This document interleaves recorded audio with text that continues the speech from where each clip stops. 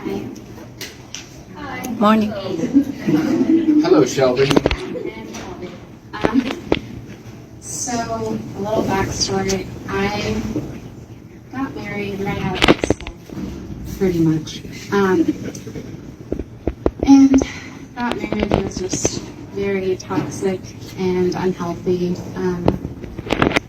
And at the end of it, my then husband ended up getting arrested for domestic violence. And during the divorce process, I was diagnosed with thyroid cancer. And I think just the pain of grieving the life I thought I was going to have with this person, mixed with the fear of a cancer diagnosis, I was willing to do pretty much anything to not feel the way I was feeling.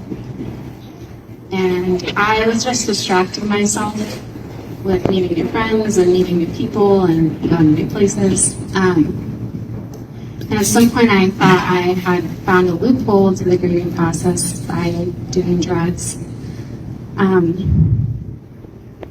While I was feeling better and escaping the pain that I was going through, I ended up putting that pain on everyone who cared about me.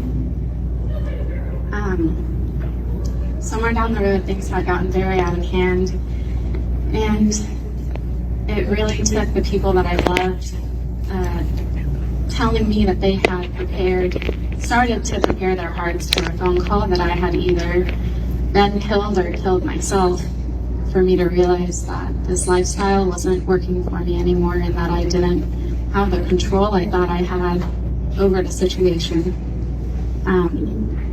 I ended up going to a rehab in Denver, and pretty quickly after arriving there, I heard other people's stories, and they all had a very similar story. They had all relapsed several times and had been to several different rehabs.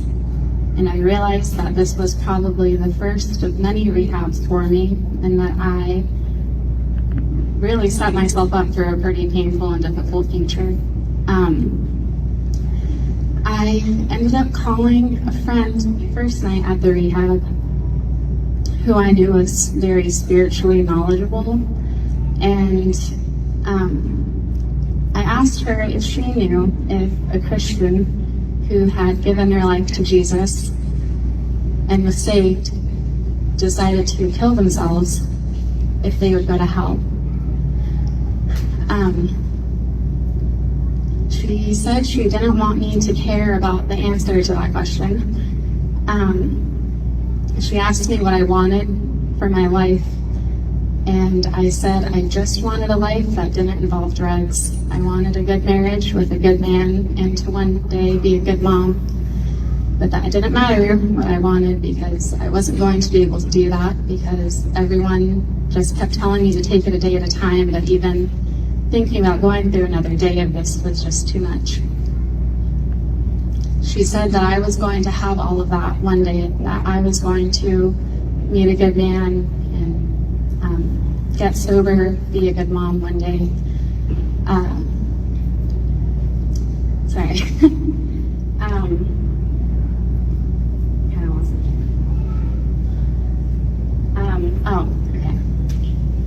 So she said that all of that was possible for me and that would happen for me.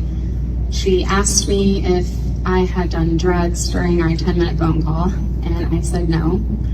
And she asked me if I thought I could go another 10 minutes without doing drugs, and I said probably yeah. And she said if taking it a day at a time is too overwhelming for you right now, maybe you can just start by taking it 10 minutes at a time, and then another 10 minutes, and before you know it, it'll be tomorrow, and you'll have another day clean.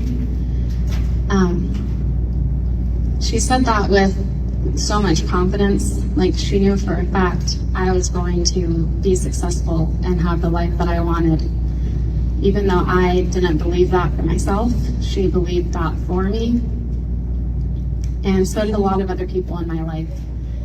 And I just really wanted to prove them right. and I've been sober for a little over 3 years now. Amen. Amen. Amen.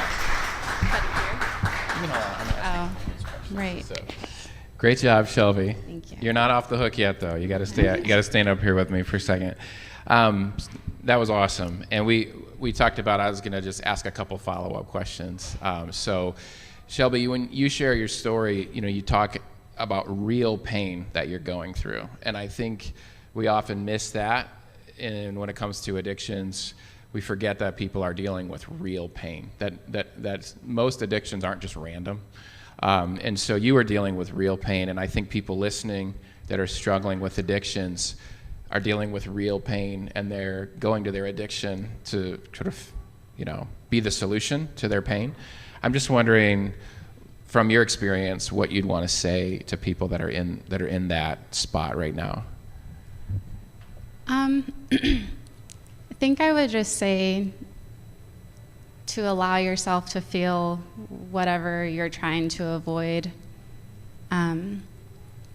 or just like whatever feeling you're trying to avoid with the addiction. I'm so sorry.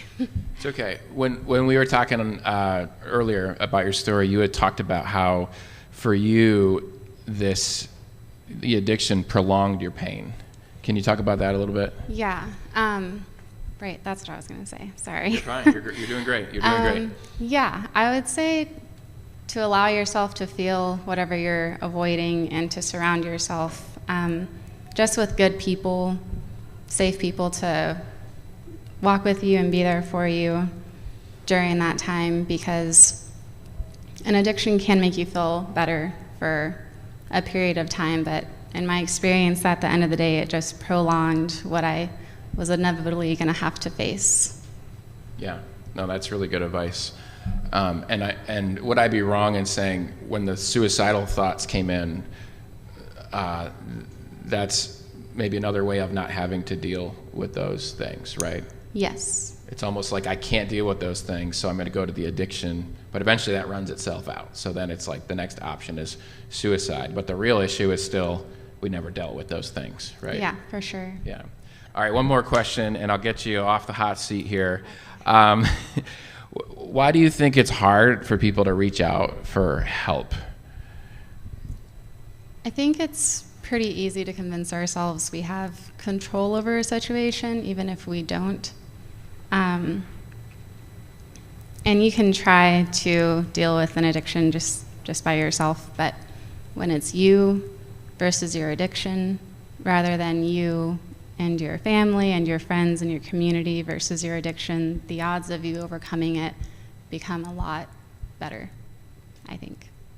Amen. Can you guys give Shelby a hand? Thank you so much, Shelby.